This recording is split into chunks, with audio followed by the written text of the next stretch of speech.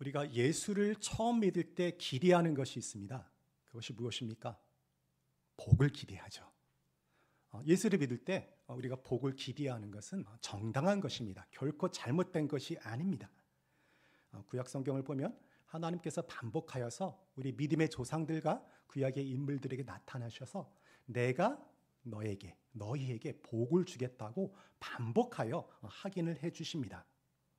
그렇다면 우리는 예수를 믿고 어떤 복을 받습니까? 예수님을 주와 그리스도로 영접하여서 하나님의 자녀가 됨으로 영원한 생명을 얻게 되죠. 구원을 받는 것이 첫 번째 복입니다. 영생은 비참한 처지에 있는 우리 모두를 하나님께서 구원하여 주신 값진 선물입니다. 그런데 이것 못지않게 아주 중요한 복이 있는데 우리가 놓치고 가는 복이 있습니다. 그것이 무엇이냐면 예수님을 닮아가는 복입니다. 예수님처럼 점점 거룩해지는 복입니다. 이것을 좀 어려운 말로 뭐라 그러죠? 성화라고 그렇게 말을 하죠. 우리가 온전한 사람이 되어서 그리스도의 장성한 분량이 충만한 때까지 이르는 것이 하나님께서 우리를 향하여 갖고 계신 궁극적인 목적입니다.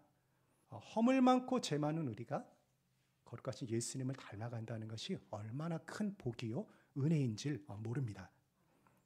우리는 흔히 예수 믿고 구원을 받았다고 하죠. 어떻게 되는 것입니까? 우리 죄를 사함을 받고 예수님의 의를 힘입어 의롭게 되었다고 이야기를 해요. 이것을 칭의라고 이야기를 하죠. 그리고 이 칭의를 우리가 흔히 말하는 구원이라고 말을 합니다. 이 구원은 좁은 의미의 협의의 구원입니다. 조금 넓게 구원을 정의내리면 이 칭의뿐만 아니라 우리가 예수님을 닮아가는 성화의 과정도 구원의 아주 중요한 한 부분입니다. 그런데 성화가 우리에게 주신 복이고 하나님의 은혜이지만 이것이 마음속으로 쉽게 이 은혜로 받아들여지지 않을 수가 있어요. 왜 그렇습니까? 우리가 우리의 실제 현실에서 경험하는 성화의 과정은 결코 낭만적이지만은 않기 때문입니다. 우리는 끈덕지게 우리의 발목을 잡는 죄 때문에 반복하여 넘어집니다. 하나님을 기쁘시게 하는 삶을 살려고 노력하지만 우리는 실패를 되풀이합니다. 신앙이 성숙하던 신앙이 어리던 여기에는 예외가 없습니다. 그래서 바울 사도도 이렇게 탄식하며 고백하지 않았습니까? 로마서 7장 15절입니다. 그리고 24절입니다. 내가 행하는 것을 내가 알지 못하노니 곧 내가 원하는 것은 행하지 아니하고 도리어 미워하는 것을 행함이라. 오라 나는 곤고한 사람이로다. 이 사망의 몸에서 누가 나를 건져내랴. 우리가 진정한 그리스도인이라면 우리 신앙생활 여정 중 어느 시점에는 반드시 다음과 같은 고백을 하는 지점에 우리가 다다르게 됩니다. 그런데 성경은 우리에게 뭐라고 명령을 합니까? 죄가 우리 몸을 다스리지 못하게 하라고 그렇게 명령을 해요. 베드로 사도는 이렇게 훈계합니다. 베드로전서 1장 15절에서 16절 말씀. 오직 너희를 부르신 거룩한 이처럼 너희도 모든 행실에 거룩한 자가 되라. 기록하였을 때 내가 거룩하니 너희도 거룩할지어다 하셨느니라. 바울 사도도 마찬가지입니다. 빌립보서 1장 27절에서 그리스도의 복음에 합당하게 생활하라고 우리에게 권면을 합니다. 성경은 우리가 거룩한 삶을 향해 부름 받았음을 분명히 말씀합니다. 우리는 이 말씀을 결코 가볍게 받아들일 수가 없습니다. 그러나 죄의 권세가 여전히 우리의 발목을 붙잡고 있다고 한다면 어떻게 죄가 우리를 다스리지 못하게 하라는 명령을 우리가 지킬 수 있겠습니까? 현실 속에서 죄가 강력한 권세로 여전히 우리에게 영향력을 행사하고 있는데 어떻게 두렵고 떨리는 마음으로 우리 구원을 온전히 이루어갈 수 있겠습니까? 오늘 본문이 우리가 겪는 이 딜레마에 대한 해답을 제시해 줍니다. 먼저 우리가 겪는 이 고민, 이 딜레마는요, 단순히 신학적이고 지적인 딜레마가 아니라 우리가 신자라고 한다면 반드시 삶의 현장 속에서 실제적으로 맞닥뜨리게 되는 그런 딜레마입니다. 여전히 죄의 영향으로부터 자유롭지 않은 신자가 현실 속에서 늘 마주치는 그런 고민이죠. 우리는 이러한 우리의 현실을 부정할 수가 없습니다. 현실을 인정해야 해요. 제 영향력이 여전히 살아있어야 함을 인정해야 되고요. 동시에 그럼에도 불구하고 우리가 거룩한 삶을 향하여 부름을 받았다는 사실을 인정해야 합니다. 이런 딜레마가 생기는 이유가 무엇일까요? 우리가 예수님을 믿고 의롭게 된 이후에 살아가는 땅이 바로 여전히 죄에 오염되어 있는 세상이기 때문입니다. 하나님은 타락한 인간을 위하여 구원의 계획을 세우시고 그 일에 착수하실 때 이 죄 많은 세상, 타락한 세상을 멸망시키고 새롭게 세상을 세우신 것이 아니라 이 타락한 세상 속에 존재하는 인간을 그 자리에서 구원하시기로 작정하셨어요. 하나님의 나라가 예수 그리스도의 오심으로 이미 이 땅에 임하였지만 아직 온전히 완성되지는 않고 지금 그 완성을 향하여 나아가고 있는 중입니다. 그러므로 그리스도인이 된 이후에 우리는 우리 안에 거하시는 성령님의 인도하심 아래 살아가지만 동시에 어떻습니까? 이 타락한 세상의 영향력으로부터 자유롭지가 않죠. 그것을 성경에서는, 특별히 로마서에서는 우리가 육체 안에 살고 있다, 육체 안에 거한다는 말로 표현을 합니다. 우리가 진정한 신자라고 한다면 육체가 더 이상 우리를 지배하지 않고 우리도 육체에 의존하는 존재는 아닙니다. 그러나 우리가 그 죄의 영향력으로부터, 육체의 영향력으로부터 자유롭지는 않습니다. 죄가 우리를 지배하는 것이 아니라 영향력을 주고 있다는 사실에 우리가 좀 초점을 잘 맞추어야 할 것 같아요. 바울 사도도 이 갈등을 겪었음을 우리가 위에서 잠깐 살펴보았죠. 감사하게도 바울 사도는 이 문제를 가지고 치열하게 내적으로 영적 전투를 벌였던 것 같습니다. 그리고 감사하게도 하나님의 인도하심 아래, 하나님의 계시 아래 이 문제에 대한 해결책을 발견하였어요. 그리고 그것을 오늘 본문에서 우리에게 제시하고 있습니다. 그 답을 한마디로 요약하면요, 우리가 어떻게 죄의 지배를 받지 않고 죄로부터 자유롭습니까? 바로 그리스도와의 연합을 통해서, 그리스도와의 연합을 통해서 우리가 온전한 성화에 이른다고 바울 사도가 말씀을 하고 있어요. 이 말이 함축하는 바가 무엇입니까?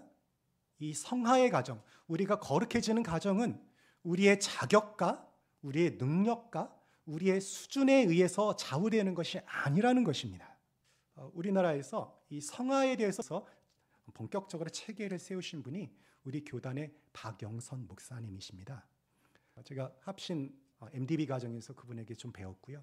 그리고 설교 과정에서 그분에게 좀 공부를 하면서 이 성화가 무엇인지에 대한 제 안목을 좀 넓히는데 큰 도움을 받았습니다. 그분에게 배운 것 중에서 가장 기억에 남는 것이 뭐냐면, 우리는 이 세상에서 여전히 실패하고 넘어지지만 그런 실패하는 의리를 예수님께서 자기 자신을 우리에게 묶었다라는 그런 표현을 사용하셨어요. 예수님이 우리에게 자신을 묶었다. 저는 이 표현이 성화가 무엇인지를 분명하게 드러내주는 탁월한 통찰을 보여주는 말씀이라고 생각을 합니다. 제가 이 말씀을 붙들고 묵상하는 가운데 도달한 결론은 뭐냐면, 우리는 예수님과 연합됨으로써 무엇이 되는 것입니까? 예수님과 운명 공동체가 되는 것이에요. 원문을 조금 살리면은 우리가 예수님 안으로 들어가는 것입니다. 예수님의 운명 속으로 우리가 참여하게 되는 것입니다. 그것은 무엇이냐면 예수님께서 이미 이루신 일, 그것이 무엇입니까? 십자가에서 죽으심, 그분의 부활하심, 그분의 승천하심, 그리고 이미 온전한 성화를 이루신 것, 그 모든 것에 우리가 예수님과 연합함으로써 참여하게 된다는 것이에요. 그것이 우리에게 이미 이루어진 사실로 보증이 되어 있다는 것입니다. 여러분 여행 좋아하시죠? 여행을 좀 자주 다녀보시는 분들은 자유여행을 좋아하실 거예요. 그래서 험지를 가더라도 혼자 가는데 정말로 위험한 곳, 그리고 한 번도 가보지 않은 곳을 갈 때 능숙하고 경험 많은 가이드가 있으면 어떻습니까? 우리가 안심하고 그것을 같이 갈 수가 있죠. 그리고 혼자 가는 것이 아니라 좀 그룹으로 함께 갈 때 좀 더 안전한 것이 사실입니다. 저는 성화라고 하는 것은 이미 죄를 정복하고 죄를 극복하신 예수님께서 걸어가신 그 길, 그 성화의 길을 그분이 가이드가 되어가지고 우리가 함께 걸어가는, 공동체가 함께 걸어가는 모험의 가정, 그것이 바로 성화의 가정이라고 생각을 합니다. 그러므로 어떻습니까? 이 성화의 가정에 대해서 두려워할 것이 아니라 한 번도 가보지 않은 그 길을 안전하게 보장을 받고 걸어가기 때문에 우리가 새롭게 경험하게 되고 우리가 새롭게 누리게 되는 것들에 대한 기쁨을 기대하게 되고 또 스릴을 우리가 느끼면서 즐기면서 갈 수 있지 않겠습니까? 그런 의미에서 이 성화의 가정은 모험으로 살아가는 그런 인생이라고 그렇게 말을 할 수가 있을 것입니다. 성화의 가정은 불안해하고 두려워해야 할 가정이 아니라 오히려 감사하고 기뻐해야 할 은혜의 가정입니다. 핵심인 바로 그리스도의 연합의 의미를 분명하게 드러내고 있습니다. 오늘 본문이 어떻게 시작합니까? 우리말 성경에서는 이 번역 때문에 좀 어우순이 뒤바뀌어 있지만 원어 성경을 보게 되면요, 너희는 알지 못하느냐 라는 말로 시작을 해요. 무슨 말입니까? 너희는 마땅히 이것을 알아야 한다는 그런 의미입니다. 그렇다면 무엇을 알아야 한다는 것입니까? 그 내용을 추적하겠습니다. 그것을 알기 위해서는 5장부터 넘어오는 내용, 특별히 6장 1절, 2절의 내용을 우리가 배경으로 살펴볼 필요가 있습니다. 2절에서 바울은 앞에 있는 내용의 논의를 정리하면서 우리가 죄에 대하여 죽었다는 아주 놀라운 진술을 합니다. 6장 2절을 한번 보시겠어요? 죄에 대하여 죽은 우리가 어찌 그 가운데 더 살리요. 아마 우리 가운데 이런 분이 계실지 모르겠습니다. 현실 속에서 우리가 여전히 죄를 짓고 있는데 어떻게 우리가 죄에 대하여 죽었습니까? 도대체 죄에 대하여 죽었다는 의미가 무엇입니까? 바울 사도는 6장 3절에서 13절까지 이 질문에 대해 답을 해나갑니다. 6장 3절과 4절을 한번 같이 읽어볼까요? 시작. 무릇 그리스도 예수와 합하여 세례를 받은 우리는 그의 죽으심과 합하여 세례를 받은 줄을 알지 못하느냐. 그러므로 우리가 그의 죽으심과 합하여 세례를 받음으로 그와 함께 장사되었나니 이는 아버지의 영광으로 말미암아 그리스도를 죽은 자 가운데서 살리심과 같이 우리로 또한 새 생명 가운데서 행하게 하려 함이라. 우리가 어떻게 죄에 대하여 죽었단 말인가 하는 질문에 대하여 바울은 그리스도와의 연합을 통하여 우리가 죄에 대하여 죽었다고 대답합니다. 6장 3절을 보십시오. 그리스도와 합하여 세례를 받은 우리. 6장 4절에 뭐라고 이야기를 합니까? 그의 죽으심과 합하여 세례를 받음으로. 6장 5절에요. 만약 우리가 그의 죽으심과 같은 모양으로 연합한 자가 되었으면 부활과 같은 모양으로 연합한 자도 되리라. 여기서 그리스도와 연합하여 세례를 받았다는 것은 세례식을 말하는 것이 아니라 예수 그리스도를 믿을 때 모두에게 주어지는 성령의 세례를 가리킵니다. 그러므로 이 말씀은 어떤 좀 수준 높은 그리스도인에게만 말하는 것이 아니라 예수를 주와 그리스도로 고백하는 모든 신자에게 주어지는 그런 말입니다. 모든 신자는 그리스도와 연합이 되어 있다고 그렇게 말을 하고 있는 거예요. 왜 그리스도와의 연합이 우리가 죄에 대하여 죽었다는 근거가 됩니까? 이거는 좀 우리가 논리적으로 살펴볼 필요가 있어요. 우리는 믿음을 통해서 죄 용서함을 받고 의롭게 되어서 어떻게 됩니까? 그리스도와 연합하게 되죠. 그런데 우리와 연합되어 있는 그리스도는 죄에 대하여 죽으신 분이죠. 죄에 대해서 죽었단 말은 그 건세에 영향을 받지 않는다는 거예요. 죽음을 이기시고 부활하심으로 오히려 죄를 정복하셨죠. 그러므로 우리가 그리스도와 연합되어 있다고 한다면, 그래서 그리스도께서 이루신 일이 우리의 것으로 주어진다고 한다면 우리도 어떤 존재가 되는 것입니까? 죄에 대하여 죽은 존재가 되는 것이죠. 이것이 바로 그리스도와의 연합을 통해서 우리가 죄에 대해서 죽게 되는 그런 과정입니다. 그리스도와의 연합을 통해서 우리는 그리스도의 운명에 참여하게 되었습니다. 그러므로 그리스도께서 이미 그분 안에서 이루신 일, 그분의 죽으심과 부활과 승천, 나아가 성화, 그것이 우리의 운명이 되었습니다. 우리는 이제 그리스도와의 연합을 통해서 우리가 죄에 대하여 죽었다는 것을 살펴보았어요. 그렇다고 한다면 한 가지 자연스럽게 질문이 생기게 되죠. 우리가 죄에 대하여 죽었다고 한다면 우리는 왜 우리의 현실 속에서 죄를 짓는 것일까 하는 문제가 대두됩니다.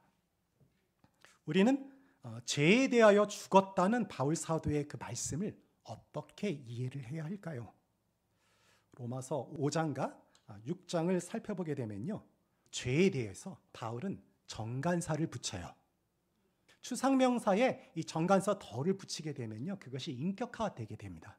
그래서 단순히 그냥 추상적인 관념이 아니라 우리의 현존 속에서 존재하는 하나의 실체가 되죠. 덜을 붙임으로써, 정관사를 붙임으로써 바울 사도는 죄가 하나의 인격화된 존재로서 이 세상 속에서 여전히 영향력을 행사하고 있는 하나의 권세라고 그렇게 표현을 하고 있는 것입니다. 이 사실을 기억할 때 우리가 죄에 대하여 죽었다는 말이 무엇인지를 좀 이해할 수 있는 실마리를 얻을 수가 있습니다. 또 한 가지 더 우리가 좀 주목해야 되는 부분이 있는데요, 그것은 6장 2절에서 죄에 대하여 말할 때 죄에 대하여 죽어라라고 그렇게 명령형으로 말하고 있지 않죠. 우리가 죄에 대하여 죽었다고 서술형으로 말을 하고 있죠.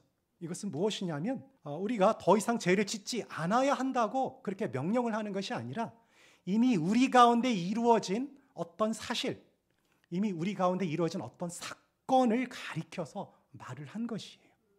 우리가 마땅히 그렇게 행해야 한다는 어떤 명령으로 주어진 것이 아니라 예수 그리스도 안에서 이미 우리에게 이루어진 사실, 어떤 사건을 우리에게 선언을 하고 있는 거예요. 그렇다면 죄에 대하여 죽었다는 그 선언을 통해서 바울 사도는 무엇을 의미하는 것입니까? 6장 18절을 한번 보십시오. 죄로부터 해방되어 의에게 종이 되었느니라. 그리스도와 연합되어 있는 신자는 이제 죄의 권수로부터 어떻게 되었다는 것입니까? 죄의 지배와 통치로부터 해방되었다는 것이에요. 자유로워졌다는 것이에요. 죄의 지배와 통치의 결과가 무엇이죠? 죽음입니다. 그런데 신자가 어떻게 되었습니까? 이미 죄를 정복하고 죽음을 극복하신 예수 그리스도와 연합되어 있으므로 죄에 대해 죽어 있기 때문에 더 이상 죄의 권세, 죽음의 권세가 우리 신자에게 영향력을 행사할 수 없다는 것이에요. 그러므로 바울은 어떻게 선언을 합니까? 6장 14절에서 죄가 너희를 주장하지 못하리니, 죄의 권세가 더 이상 우리를 주장하지 못한다라고 그렇게 선언을 하고 있습니다. 죄와 하나님과의 관계의 문제에 있어서 우리의 존재를 결정하는 것은 더 이상 죄를 짓는 우리의 실존이 아닙니다.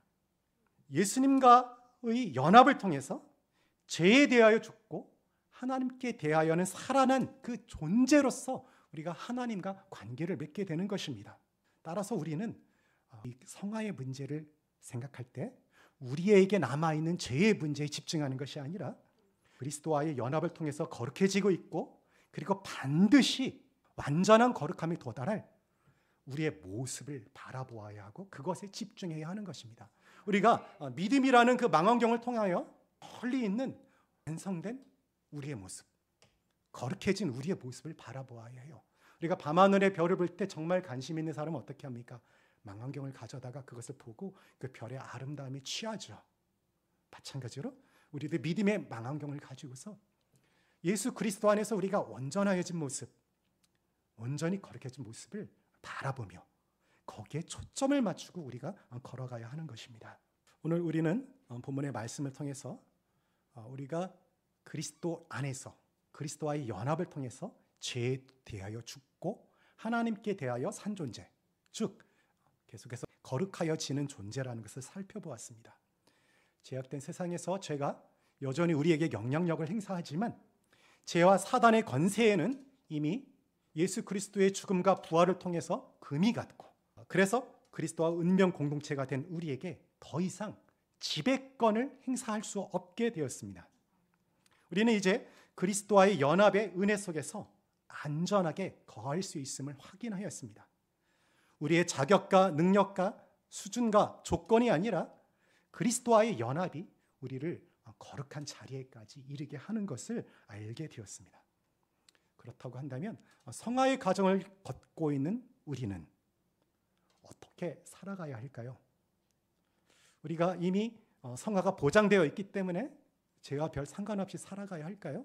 그렇지 않습니다. 첫째, 우리가 그리스도와의 연합을 통하여 죄에 대하여 죽었고 의에 대해 산 존재가 되게 하신 하나님의 은혜에 깊이 감사하고 그 은혜를 기뻐하십시오. 이것을 많이 묵상해야 합니다. 은혜는 이미 우리에게 주어진 은혜가 있는데, 이미 우리에게 주어진 복이 있는데, 그것을 깨닫고 누리기보다는 자꾸 새로운 복을 원해요. 가장 가치 있는 복과 은혜가 주어졌는데 그것이 얼마나 큰지를 알지 못하고 하찮은 복을 구하는 것이 사실은 많은 신자의 형편입니다. 예수 그리스도와의 연합을 통해서 우리에게 주어진 그 하나님의 은혜, 이 성화의 가정의 복이 얼마나 크고 위대한 것인지를 우리가 더 깊이 묵상하고 그 안에서 그 은혜를 깨닫고 감사하고 기뻐하십시다. 우리 민족은 좀 기질적으로 좀 우울한 편에 속하는 것 같습니다. 한이 많은 민족이라고 하죠. 그렇기 때문에 긍정적인 측면보다는 부정적인 측면에 좀 더 집중하는 경향이 있습니다.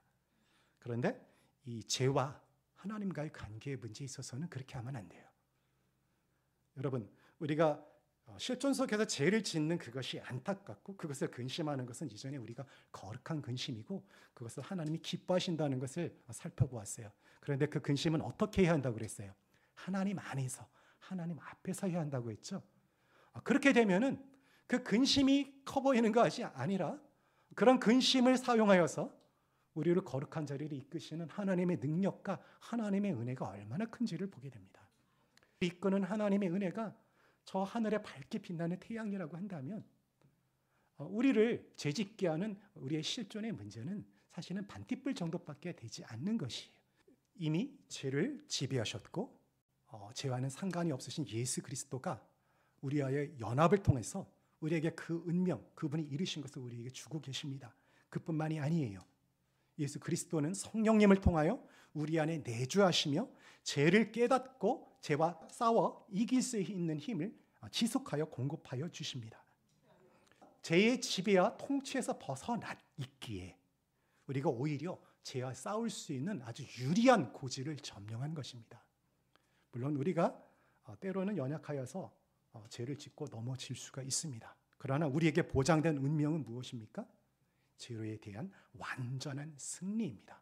그러므로 우리가 죄를 짓게 될 때 그 죄를 아파하고 우리가 근심하고 회개해야 하지만 그 자리에 앉아있지 말고 예수 그리스도의 모습을 온전히 닮아가는 자리를 이끄시는 하나님의 은혜와 예수 그리스도와 연합 안에서 우리에게 이미 보장되어 있는 그 사실을 믿음으로 바라보아야 하는 것입니다.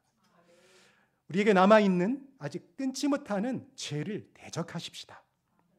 이것이 죄에 대해 죽은 존재의 합당한 반응입니다. 우리는 우리의 순종을 통해 하나님이 주도하시는 하나님의 성화의 사역에 참여할 수 있는 영광을 누리고 있습니다. 성화가 하나님이 주도하시는, 하나님이 주권적으로 인도하시는 그런 과정이지만 또한 우리에게 하나님의 자녀로 거룩한 삶을 살 책임이 있습니다. 세상 사람들은 이 하나님의 주권과 우리 그리스도인의 책임을 모순이라고 생각을 해요. 그런데 이것이 모순처럼 보이지만 우리가 진정한 신앙인으로 하나님의 주권을 인정하는 가운데 우리가 거룩한 하나님의 백성으로 살아가려고 애를 쓴다고 한다면 하나님의 주권적인 사역과 인간의 순종적인 참여는 모순으로 보이지만 실제로 신앙 안에서 아름답게 조화되는 신앙의 신비라는 것을 우리가 깨닫게 될 것입니다. 이 복된 신비의 길을 함께 걸어가는 저와 여러분, 우리 공동체가 되기를 주님의 이름으로 축원합니다.